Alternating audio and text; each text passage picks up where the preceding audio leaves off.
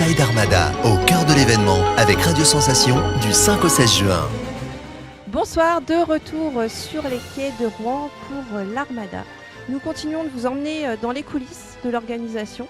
Et ce soir, un peu plus particulièrement, puisque nous sommes avec Sarah Moncel, responsable de la communication de la protection civile. Bonsoir Sarah. Et Bastien Certain, président de la protection civile de Seine-Maritime. Bonsoir. Bonsoir à vous. Et avec nous, Inès, pour mener cette interview. Alors, est-ce qu'on peut déjà rappeler ce que fait la protection civile? Quel est son rôle? Alors en fait, la protection civile est une association nationale de sécurité civile qui intervient dans différents domaines d'activité. Le premier domaine est le domaine du premier secours. Donc nous mettons en place des dispositifs prévisionnels de secours sur des événements culturels ou sportifs qui sont similaires à celui de l'Armada. Une deuxième mission qui consiste aux formations, c'est-à-dire formation au premier secours pour nos personnels et les personnels extérieurs, le grand public. Et puis une troisième mission qui intervient dans le domaine du soutien aux populations sinistrées en cas d'événements climatiques ou technologiques majeurs. Et sur un événement comme celui-ci, qu'est-ce qu'il y a de particulier pour vous comme type d'intervention?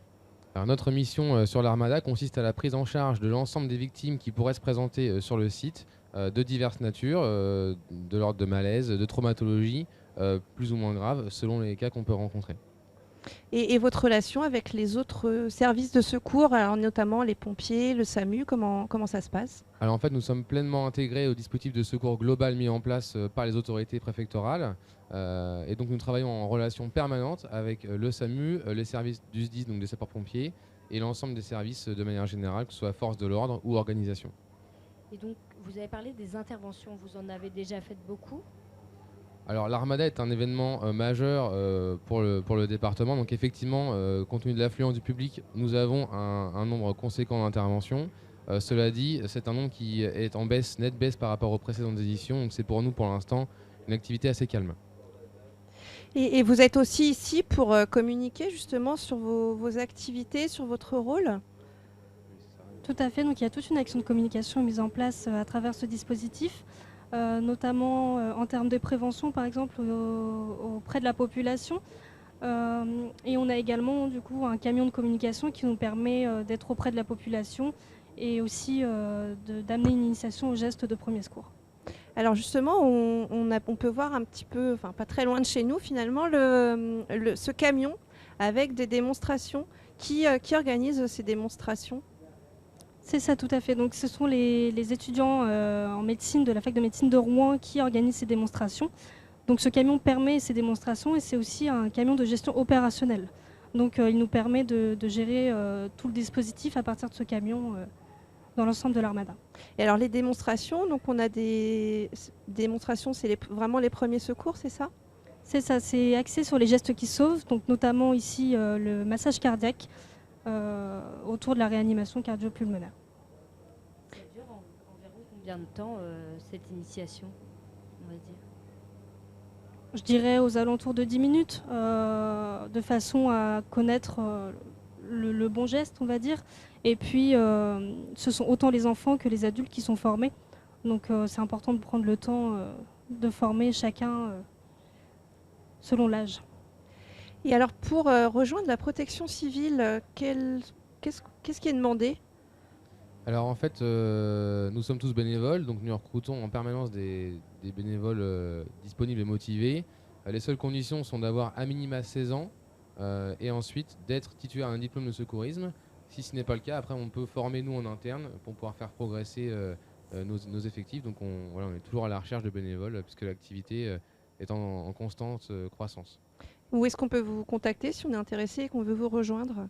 Alors nous avons un site internet que vous pouvez trouver sur internet avec donc protectioncivile76.org et derrière vous aurez donc les coordonnées de notre secrétariat qui est à Rouen qui sera disponible pour vous répondre avec grand plaisir. Alors, on a également une page Facebook sur laquelle vous pouvez nous contacter à tout moment. Alors vous le disiez, c'est une activité bénévole, donc vous travaillez à côté? Oui, tout à fait.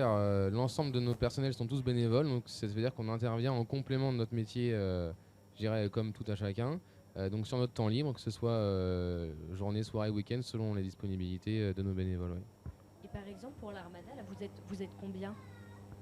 Donc l'Armada, pour la protection civile, c'est un dispositif qui regroupe jusqu'à 45 personnes par jour sur l'ensemble des dates de l'Armada, donc pendant 10 jours consécutifs, avec majoritairement des personnels céno-marins, mais aussi plusieurs départements qui viennent en renfort pour nous aider et compléter les effectifs selon les besoins. Et dans une semaine, ça vous prend combien de temps cette activité Donc on a une grande amplitude qui est de 10h à 2h du matin, donc tous les jours. Donc c'est énormément de temps consacré à l'association. Certains ont même posé des semaines de congé pour pouvoir être sur le terrain. Donc voilà, on est tous bénévoles, mais c'est une passion qu'on partage tous et on est tous là pour le même but, on est tous motivés. Et comment on arrive à concilier ces deux vies, puisqu'il y a cette vie de bénévole au service de la population et une autre vie professionnelle à côté? Comment on y arrive? Je pense que c'est toute une organisation à avoir. Et à partir du moment où on est passionné, on arrive à concilier les deux. Pour ma part, je suis étudiante et j'arrive à gérer les cours et les examens à côté de ma passion. Et on arrive quand même à avoir une vie de famille? En plus, ça fait 3 vies. En plus de ça, on arrive à avoir la vie de famille qu'il ne faut pas négliger, ni la santé également. Effectivement, c'est un équilibre à trouver entre notre métier, notre passion et la vie de famille à côté. Et on l'oublie souvent, mais les conjoints et les familles sont pleinement impactés par cette activité et c'est aussi eux qu'il faut remercier, puisque c'est un sacrifice quelque part qu'on fait au service de la population. Comment vous avez découvert cette passion? Donc pour ma part, j'étais déjà passionnée par le secours à personne puisque j'étais jeune sapeur-pompier à l'époque. Et donc c'était une vocation pour moi d'aider l'autre. Et je me suis inscrite dans cette association à l'âge de 16 ans et j'y suis restée au final. Et la suite des événements, qu'est-ce qui vous attend après l'Armada? Un peu de repos? Alors le repos, ça va pas être pour tout de suite parce qu'effectivement notre planning est très très chargé. Le mois de juin est un des mois les plus chargés de l'année, donc on sera engagé sur beaucoup d'événements d'ici la fin du mois.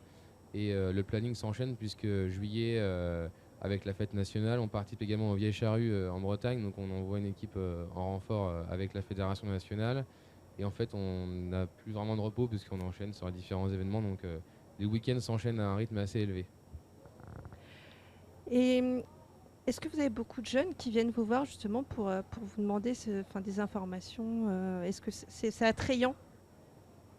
Alors oui, il y en a beaucoup de personnes qui viennent se renseigner. Après, les gens qu'on recrute, la quantité est un peu moindre parce qu'il y a beaucoup de gens qui se renseignent sans forcément aboutir les démarches.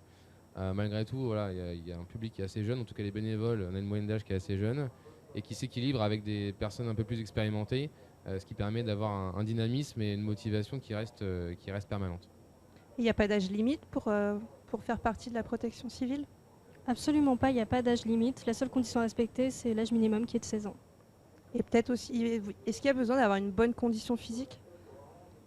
Je dirais pas forcément, après il faut quand même rester en bonne santé parce que c'est ce qu'on disait, c'est quand même une passion qui prend du temps, une passion fatigante comme là sur le dispositif de l'Armada. Donc il faut un minimum être en bonne santé. Après être sportif, pas forcément. Et moralement, est-ce que parfois c'est dur à supporter comme engagement?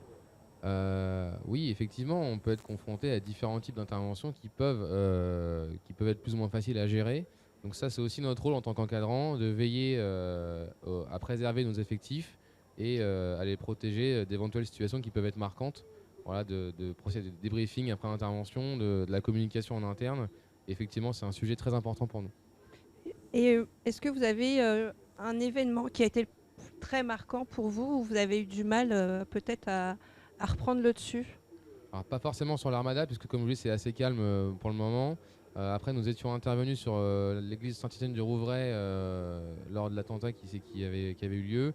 Effectivement, ce sont des événements qui sont pour le coup assez marquants dans un contexte assez particulier. Donc voilà, ça peut avoir un impact sur les intervenants. Ouais. On vous remercie pour votre engagement et votre participation à ce magazine. Merci à vous. Bonne journée. On vous souhaite que l'Armada reste calme. On espère également. C'est déjà la fin de ces 10 minutes. Nous remercions bien évidemment nos partenaires, donc le département de la Seine-Maritime, le Club de la presse et de la communication de Normandie, l'IUT MMI d'Elbeuf et le campus Saint-Marc. Vous pourrez retrouver ce mag en audio et vidéo sur notre site radiosensation.fr et sur notre web TV insidearmada.fr. Bonne fin de soirée sur Radio Sensation.